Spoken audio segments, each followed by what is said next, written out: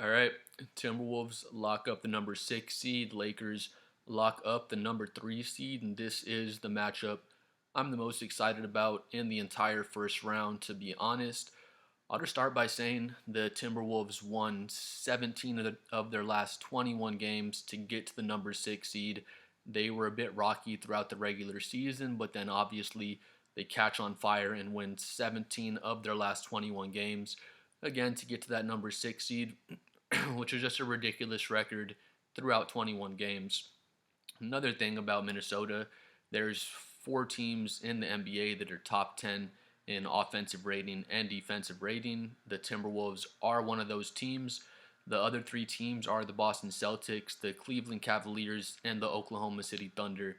So Minnesota's right there as one of the top 4 teams in the league if you're just going off of offensive and defensive rating.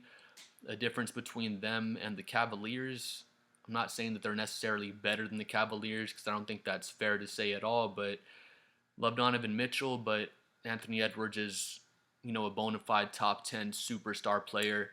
Wouldn't say Donovan Mitchell is not a superstar. I would say he is a superstar player, especially with this year that he's led the Cavaliers to. But, Anthony Edwards is really a top 10 player. Nobody would argue that. He elevates his play during the playoffs, and I expect him to do it again against the Lakers. So I just thought that was really impressive. Minnesota being top 10 in offensive rating and defensive rating. Again, the only other 3 teams are the Celtics, the Cavs, and the Thunder that, Minnesota is kind of competing with in that top 4, as far as offensive and defensive rating goes. I think Minnesota is going to go ahead and put Anthony Edwards on Austin Reeves. I think that's what they're going to do to save Anthony Edwards some energy. Not that Austin Reeves doesn't run around and do some things that might wear out your energy, but it wouldn't be as much as Luka Doncic or LeBron James. I don't see Anthony Edwards guarding either one of those guys except maybe on some switches and things like that, but he would not be the primary defender on either one of those guys. So I think that would be a good matchup. Austin Reeves and Anthony Edwards. On the Lakers side, they probably have Vanderbilt would probably be the primary defender on Anthony Edwards. Edwards is going to get his points. He's going to do some damage out there, of course, with him being such a great player. But I think Vanderbilt would slow him down at least have a good impact and make it tough on Anthony Edwards to score. And then for Luka Doncic, I think they would have McDaniels guarding Luka, just like right here. It's going to be a lot of this during the series. But yeah, I think McDaniels would do a great job on Luka. Obviously, Luka did cook the Timberwolves just last year. Rudy Gobert probably still has PTSD from Luka's crossover, step back jumper. Essentially a game winner. It did end up being a game winner, even though it wasn't a buzzer beater, but just nasty crossover and 3 ball right in Goody Robert, Rudy Gobert's face. That was one of the best moments of the playoffs last season. But yeah, I expect McDaniels to be on Luka. He's going to do a very good job on him. But Luka's probably going to cook. He's the number 2 highest playoff points per game scorer in the entire history of the NBA. The only person ahead of Luka in points per game in the playoffs is Michael Jordan. So, if you're on a list and it's just you and Michael Jordan, you're doing something right. Luka's going to average 30 or more points in the series. He pretty much always does in the playoffs. It's just a matter of how hard Minnesota can make things on him and see if they can lower his efficiency. But, last year he cooked Minnesota. I expect Luka to cook again. He usually does. The only difference, of course, he's on a different team. He's not on the Mavs anymore. Last year he had Gafford and Lively, so every time they run a pick and roll, he had a lob threat every single time. He was getting wide open corner threes for his guys because whenever Gafford or Lively would roll, somebody would have to help off the weak side. And it's either going to be a wide open corner 3 or Gafford or Lively are just going to be catching alley oops all day. And Luka's going to have 20 assists that game. So it was different with the Mavs. Still had Kyrie as his number 2 scorer. So Luka and LeBron, both of them play their best with, an isolation scorer playing next to them. They do have Austin Reeves, who is essentially an isolation scorer and playmaker, so he's going to play great as he has this whole season, or at least this second half of the season since they got Luka on the Lakers. So I think Austin Reeves is going to have a big impact. I think Again, Anthony Edwards is going to guard Austin Reeves so he can save some energy. I think McDaniels is going to be on Luka Doncic, and then I think Alexander Walker would probably be the primary defender for LeBron James. LeBron's way too strong. LeBron can overpower him and pretty much get to his spots on the floor, but I think they're going to have Alexander Walker just try to send him towards Rudy Gobert as much as he can. And Rudy Gobert is going to have a large impact on the defensive end of the game. He's one of the best defenders in the NBA. People love to hate on him and clown on him. I'm sure I do the same thing. I was just talking about earlier how Luka crossed the shit out of him and hit that three ball on him. But, people with the clowning forget how great of a defensive player that Rudy Gobert is. He's not going to make a very large impact on the offensive end, in my opinion.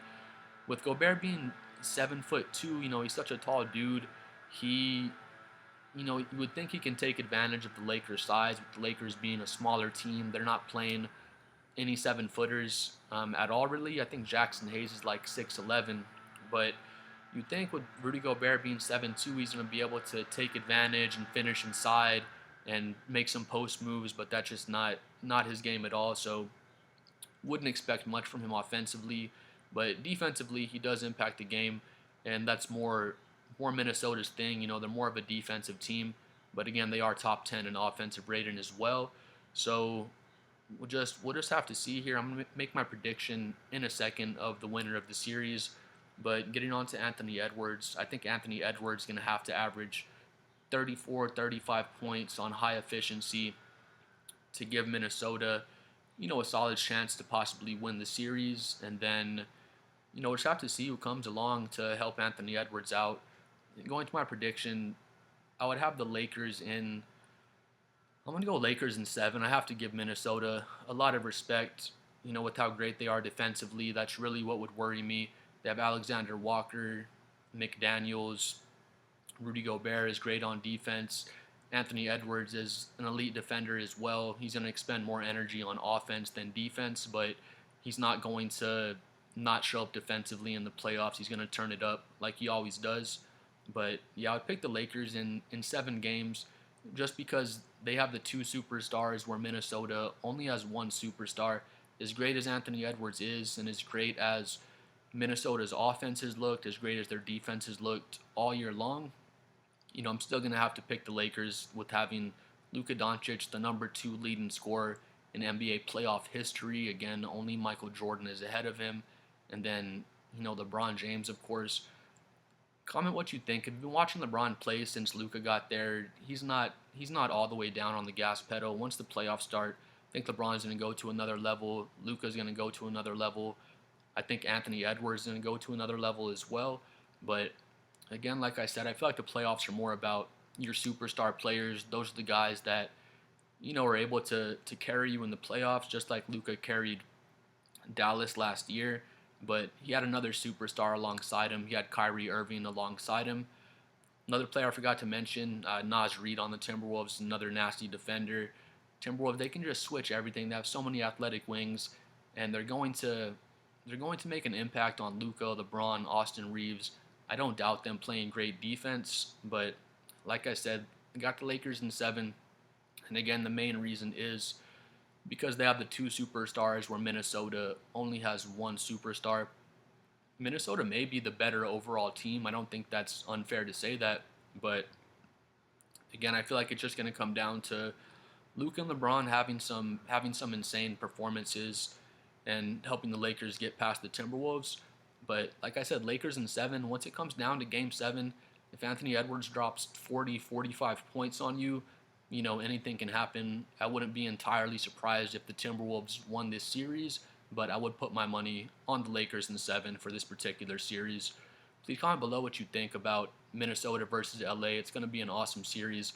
I'm at a big 37 subscribers, so if you finish the video or if you've seen my previous videos, please like and subscribe. I'm trying to get to 100 subscribers by the end of the week, and the likes really help my channel get bigger. But let me know what you think about the Lakers-Timberwolves matchup. Again, I got Lakers in 7, and worst case scenario is just going to be an awesome, entertaining series. And again, like I said, I would not be surprised to see the Timberwolves win the series in 7.